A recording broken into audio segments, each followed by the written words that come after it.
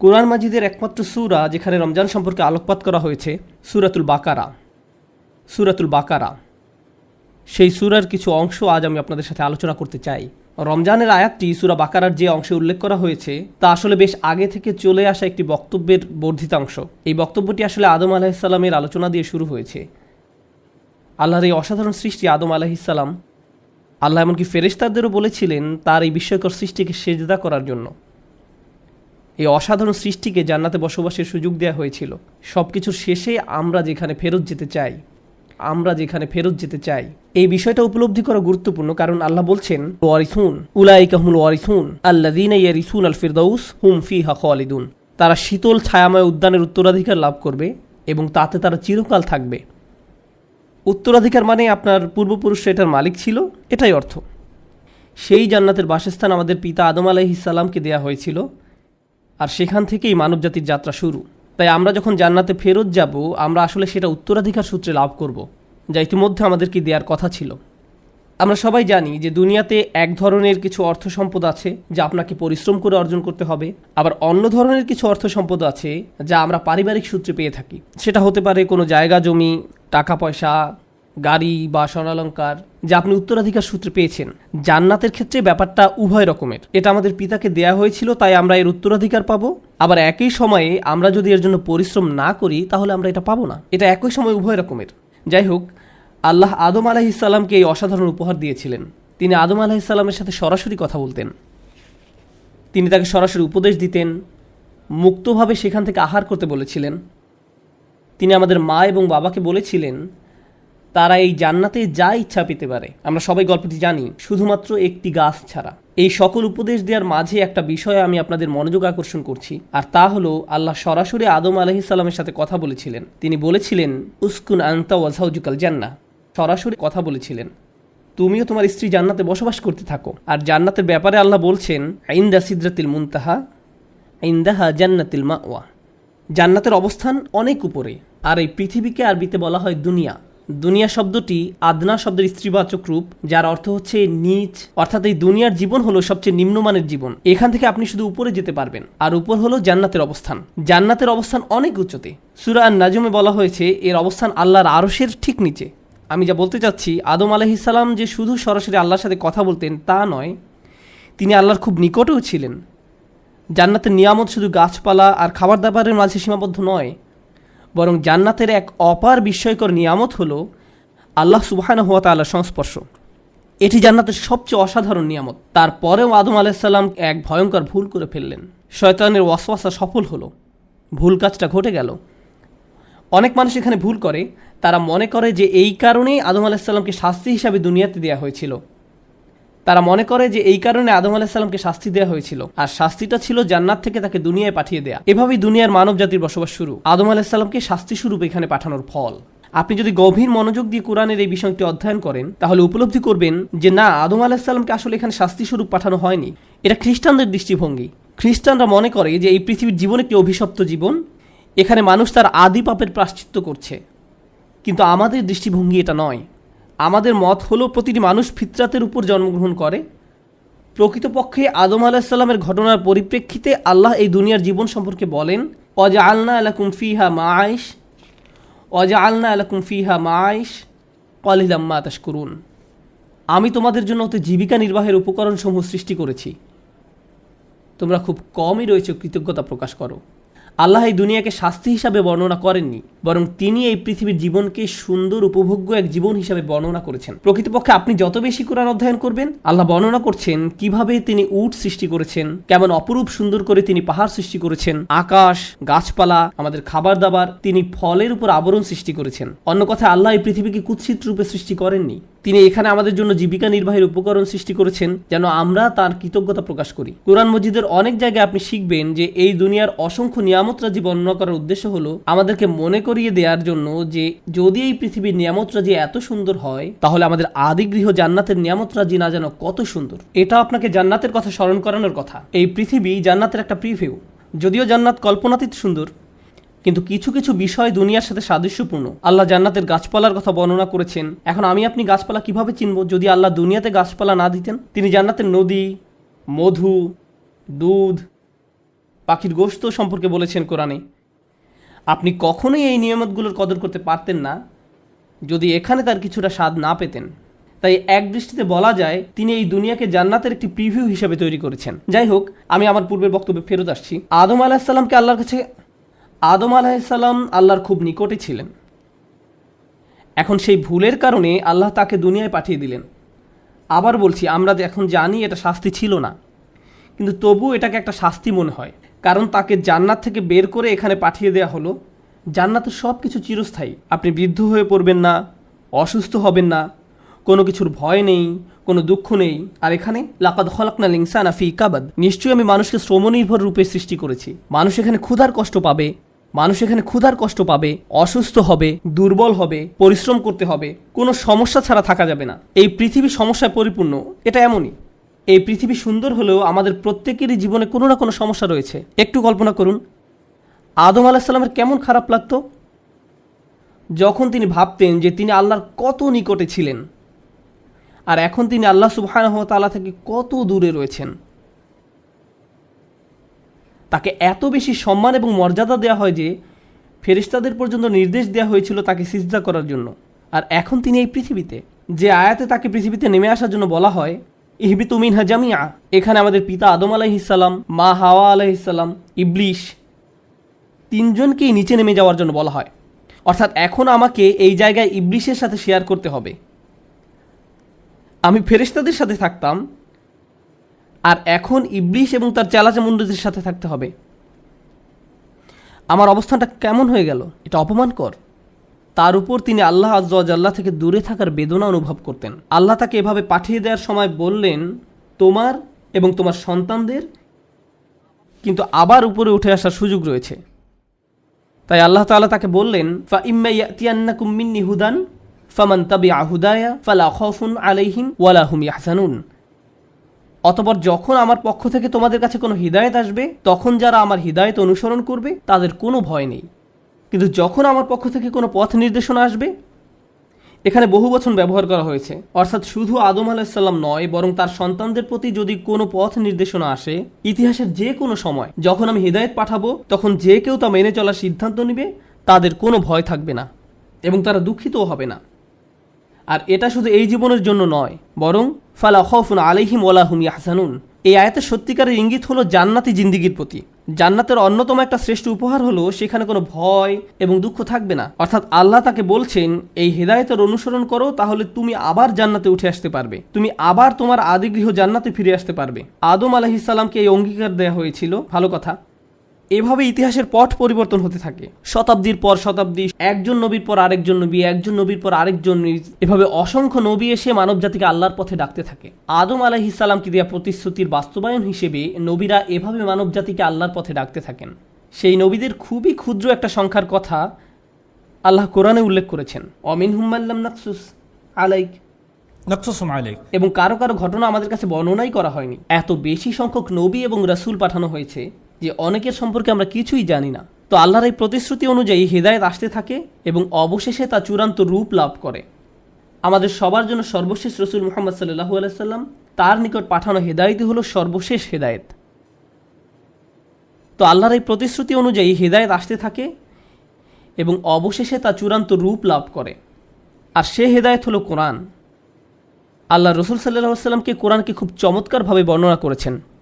তিনি বলেন, হুয়া হাবলুল্লাহিল মাতিন মিনাস সামাই ইলাল আরদ, কুরআন হলো আকাশ থেকে দুনিয়ায় আল্লাহর সম্প্রসারিত একটি রশি। কুরআন হলো আকাশ থেকে দুনিয়ায় আল্লাহর সম্প্রসারিত একটি রশি। কুরআনও এভাবে এসেছে, ওয়াতাসিমু বিহাবলিল্লাহি জামিআ ওয়া লা তাফাররাকু, আর তোমরা আল্লাহর রজ্জুকে সুদৃঢ়ভাবে ধারণ করো, পরস্পর বিচ্ছিন্ন হয়ো না। আর অনেক সাহাবীর মতে এখানে আল্লাহর রজ্জু হলো আল কোরআন। আগে আমি আপনাদের বলেছিলাম, অর্থাৎ কোরআনকে শক্ত করে আঁকড়ে ধরো।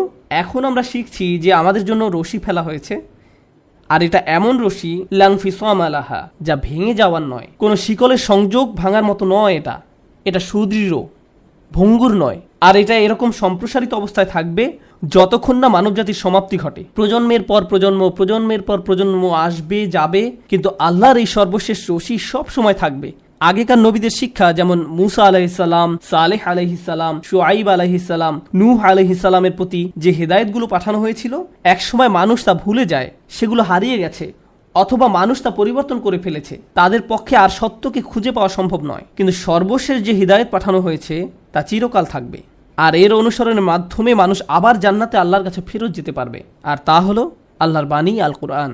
আর সেই কুরআন, অর্থাৎ আদম আলাইহিসসালামকে দেয়া প্রতিশ্রুতি, যেটা সূরা বাকারা শুরুতে দেয়া হয়েছিল, সেই প্রতিশ্রুতির চূড়ান্ত রূপ লাভ করে যখন আল্লাহ ঘোষণা দেন, শাহরু রমাদান আল্লাযী উনসিলা ফীহিল কুরআন, রমজান মাসই হলো সে মাস যাতে নাজিল করা হয়েছে কোরআন। এই কোরআন হলো আমাদের সবার জন্য, গোটা মানব জাতির জন্য আল্লাহর পক্ষ থেকে চূড়ান্ত উপহার, যা মেনে চলার মাধ্যমে মানুষ আবার তার আদি নিবাস জান্নাতে ফেরত যেতে পারবে। কারণ তা আমাদের পিতা আদম আলাইহিসসালামকে উপহার দেওয়া হয়েছিল, যেন আমরা আল্লাহর নিকটবর্তী হতে পারি। এই আসন্ন রমজান মাসে আমরা আসলে কি উদযাপন করতে যাচ্ছি তার একটি ভূমিকা আপনাদের নিকট উপস্থাপন করলাম। আমরা আল্লাহর প্রতিশ্রুতির বাস্তবায়ন উদযাপন করতে যাচ্ছি। আবার বুঝতে চেষ্টা করুন, একটি প্রত্যাশার প্রতিশ্রুতির বাস্তবায়ন উদযাপন করতে যাচ্ছি। আবার বুঝতে চেষ্টা করুন, আপনারা অনেকেই হয়তো মনে করেন যে আপনি একসময় আল্লাহর অনেক কাছাকাছি ছিলেন, আমি অনেক ভালো মানুষ ছিলাম, বা আমার হৃদয় এখনকার চেয়ে আগে আরও পরিষ্কার ছিল। কোনো কারণে হয়তো আপনি সেই পথ হারিয়ে ফেলেছেন, আরও অনেক দূরে চলে গিয়েছেন।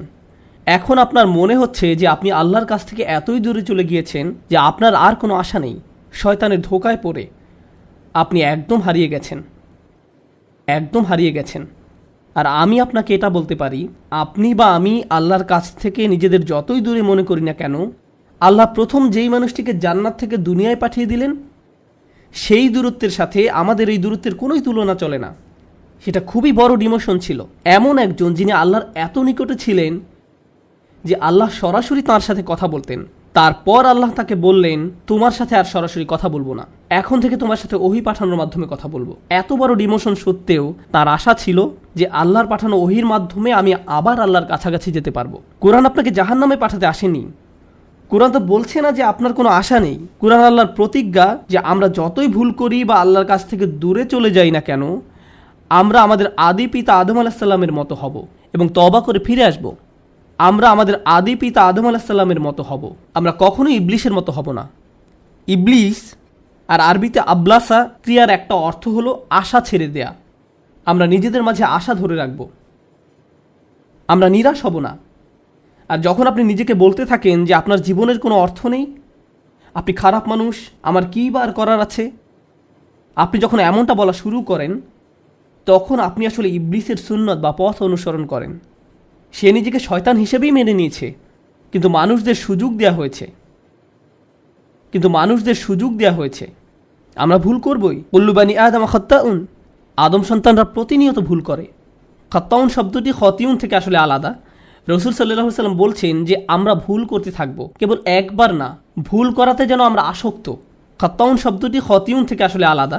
আর তারপরে ভুল করতে থাকা মানুষগুলোর মধ্যে তারাই উত্তম যারা আল্লাহর কাছে বারবার ফিরে আসতে থাকে। এই মাসে আমরা আল্লাহর নিকট প্রত্যাবর্তন করার সুযোগ উদযাপন করব, কারণ এই মাসে আল্লাহ তার দড়ি দুনিয়াতে ফেলেছিলেন, কোরআন নাজিল করেছিলেন, যা সব সময় আমাদেরকে তার সাথে সম্পর্ক যুক্ত রাখে। যখন আপনি কাউকে খুব মিস করেন, আপনি তাকে কল দিতে চান, তার কণ্ঠ শুনতে চান। মৃত কাউকে আপনি যখন মিস করেন, তখন হয়তো তার কোনো ভিডিও ছেড়ে দেন, হয়তো আপনার মারা যাওয়া বাচ্চার হাসি দেখার বা আপনার বাবা মায়ের কথোপকথনের কোনো ভিডিও দেখেন। মানুষের যখন প্রিয় কারো স্মৃতি মনে পড়ে, সে তার সাথে কথা বলার জন্য উদ্গ্রীব হয়ে পড়ে। আল্লাহর কাছ থেকে আমরা যদি দূরে চলে যাই, তখনই আমাদের তার সাথে কথা বলা আরও বেশি প্রয়োজন। আমরা তার কথা শুনতে চাই, আর সেটি হলো আল্লাহ আমাদের দিয়েছেন। এই রমজান মাস জীবনের এক মহা সুযোগ। এই মাসটি এতই সুন্দর যে যেই ইবলিসের কারণে আদম আলাইহিসসালাম ভুল করেছিলেন, এই মাসে আল্লাহ তাকেও শিকল দিয়ে আটকে রাখেন, শয়তানকে সরিয়ে রাখেন, যেন আমরা বিভ্রান্ত না হই। এখন আল্লাহর কালাম এবং আমাদের মাঝে আর কোনো বাধা নেই, ফলে আমরা সহজেই কোরআনের সাথে যুক্ত হতে পারবো। সুবহানাল্লাহ। আজকের খুতবার শেষে এসে আমি এই মাসের অন্যতম একটা শ্রেষ্ঠ উপহার নিয়ে কথা বলতে চাই। রমজানের আয়াতের অনেকগুলো উপহারের কথা উল্লেখ করা হয়েছে, আমি শুধু একটি উপহার নিয়ে কথা বলতে চাই। আশা করি আমি আপনি এই সুযোগ পরিপূর্ণভাবে কাজে লাগাতে পারবো। আল্লাহ আযজা ওয়া জাল্লা বলেন, ও ইযা সাআলাকা ইবাদি আন্নী ফাইন্নী করিব, আমার বান্দারা যখন আপনার কাছে আমার সম্পর্কে জিজ্ঞেস করে, বস্তুত আমি রয়েছি তাদের নিকটেই। আল্লাহ এখানে বলেননি যদি আমার বান্দারা জিজ্ঞেস করে, তিনি বলছেন যখন আমার বান্দারা জিজ্ঞেস করে, কারণ তিনি আশা করেন যে এটা অবশ্যই ঘটবে। আপনি হয়তো আপনার সম্পর্কে আশাবাদী নাও হতে পারেন, কিন্তু আল্লাহ আপনাকে নিয়ে আশা করেন। তিনি রাসূল সাল্লাল্লাহু আলাইহি সাল্লামকে বলেন, যখন তারা আপনাকে আমার সম্পর্কে জিজ্ঞেস করে, সাধারণভাবে আয়াতটি তো এমন হওয়ার কথা ছিল যে যখন তারা আপনাকে আমার সম্পর্কে জিজ্ঞেস করে আপনি তাদেরকে বলে দিন আমি নিকটে।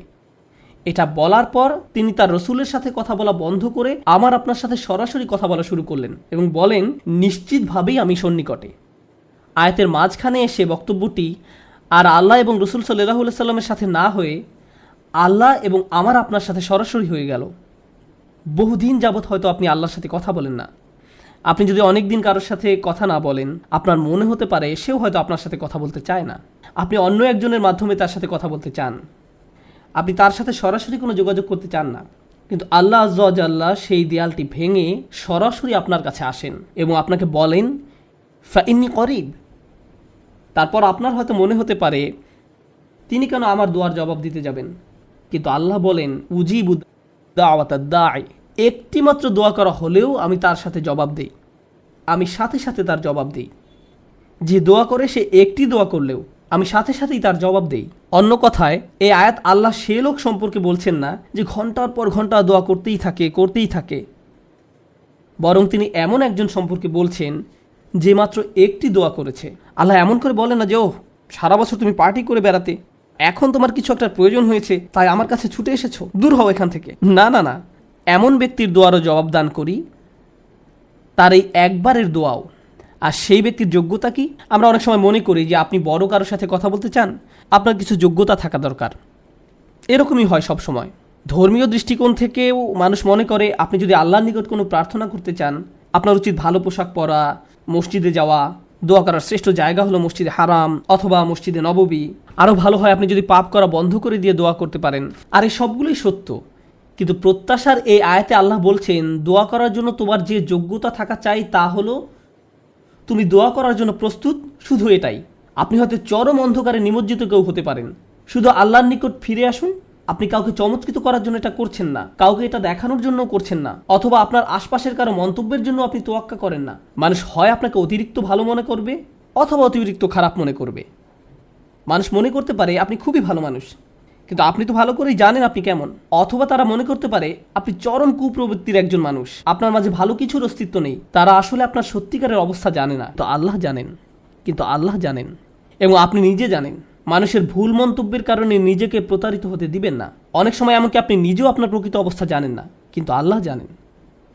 লোকে আপনার সম্পর্কে ভালো বা মন্দ যাই বলুক না কেন, এর প্রতি কোনো গুরুত্ব দিবেন না।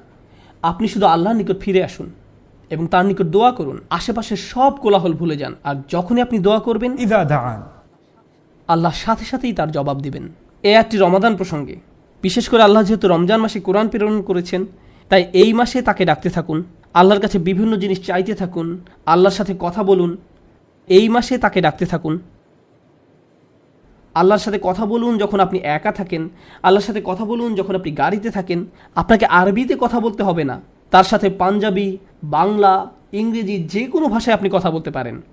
আপনাকে তার সাথে বইয়ের ভাষায় কথা বলতে হবে না, সাধারণ কথ্য ভাষায় কথা বলতে পারেন। আল্লাহ সব ভাষা বুঝেন। আপনি যদি কোরআনের ভাষায় কথা বলতে না পারেন, সমস্যা নেই। আল্লাহ আপনার নিকট থেকে সর্বপ্রথম যে বিষয়টা চান তা হলো তার সাথে আপনি যোগাযোগ করুন, তার সাথে কথা বলুন, তাকে ডাকুন। কতজন মানুষ আসলে আল্লাহকে ডাকে, তার সাথে কথা বলে, তার নিকট কাকুতি মিনতি করে, কান্নাকাটি করে। এভাবে একা একা আল্লাহর সাথে কথা বলার সময় কেউ দেখে ফেলবে ভেবে আমরা বিব্রত বোধ করি। আল্লাহর সাথে কথা বলুন যখন আপনি গাড়িতে থাকেন। মানুষ ভাবতে পারে আমার হয়তো মাথায় সমস্যা আছে। এটা কি বলা হয় ঈমান বিল গায়ব, অদৃশ্যের প্রতি বিশ্বাস। আপনি যদি বিব্রত বোধ করেন তাহলে মনে হতে পারে আল্লাহ আসলে আপনার কথা শুনছেন না। যদি আসলে বিশ্বাস করেন যে আল্লাহ আপনার কথা শুনছেন, তাহলে তার সাথে কথা বলুন। মানুষ যাই মনে করুক না কেন, এই কথোপকথন শুধু আল্লাহ এবং আপনার মাঝে। তাই তিনি আপনাকে প্রস্তাব দিচ্ছেন যে যখনই তুমি আমাকে ডাকবে, আমি সাথে সাথে তার জবাব দিব। আর এর বিনিময়ে তিনি আপনার নিকট একটা জিনিস চেয়েছেন, একটা অনুরোধ করেছেন, ফালিয়াস্তাজিবু লি।